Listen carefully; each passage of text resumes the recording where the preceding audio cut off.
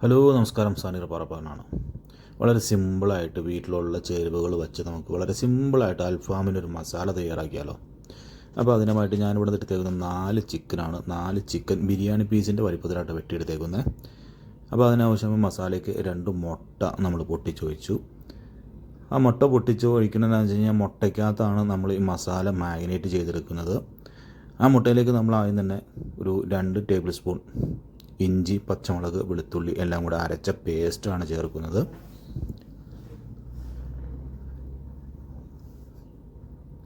അത് ചേർത്തതിന് ശേഷം നമ്മൾ കളറിന് വേണ്ടി ചേർക്കുന്നത്, കളറ് ഒന്നും തന്നെ ഫുഡ് കളറോ മറ്റേ സാഫ്രോൺ കളറോ ഒന്നും തന്നെ ചേർക്കുന്നില്ല. നമ്മൾ ചേർക്കുന്നത് കാശ്മീരി ചില്ലി പൗഡറാണ്.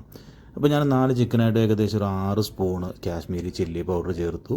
അതിനുശേഷം 2 ടേബിൾ സ്പൂൺ മഞ്ഞൾപ്പൊടി ചേർത്തു. പിന്നെ ഇതിനകത്ത് ചേർക്കുന്നത് 1.5 ടേബിൾ സ്പൂൺ മല്ലിപ്പൊടിയാണ്.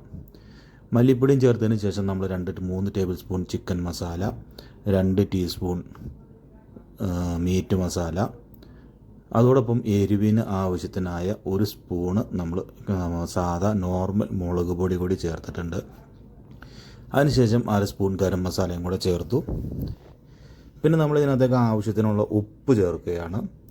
ഉപ്പും കൂടെ ചേർത്തതിന് ശേഷം നമ്മൾ ഇതിനകത്തേക്ക് ഇതൊരു മസാല പെരട്ട് ഒട്ടിപ്പിടിച്ച് കിട്ടുന്നതിന് വേണ്ടി ഞാനൊരു 3 ടേബിൾ സ്പൂൺ, വലിയ ടേബിൾ സ്പൂണിന് 3 ടേബിൾ സ്പൂൺ കോൺഫ്ലവറും കൂടെ ചേർത്ത് ഏകദേശം ഒരു 1-1.5 ടേബിൾ സ്പൂണോളം അടുപ്പിച്ച് വിനാഗിരിയും കൂടെ മിക്സ് ചെയ്തതിന് ശേഷം നന്നായിട്ട് മിക്സ് ചെയ്യുകയാണ്.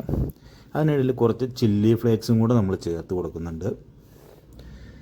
അപ്പോൾ വളരെ സിമ്പിളായിട്ട് നമ്മുടെ വീട്ടിലുള്ള ചേരുവകൾ മാത്രം വെച്ച് നമുക്ക് വീട്ടിലാണെങ്കിലും ജസ്റ്റ് നമുക്ക് ചിക്കൻ പൊരിക്കുന്നതിനാണെങ്കിലും ചെയ്യാവുന്ന ഒരു സിമ്പിൾ മസാല. അപ്പോൾ ഇത്രയും ഉണ്ടായിരുന്നുള്ളൂ ഇന്നത്തെ വീഡിയോ. ഒരു ചെറിയ ഷോർട്ട് വീഡിയോ ആണ്, ഒരു മാഗ്നേഷൻ മാത്രം. Thanks for watching.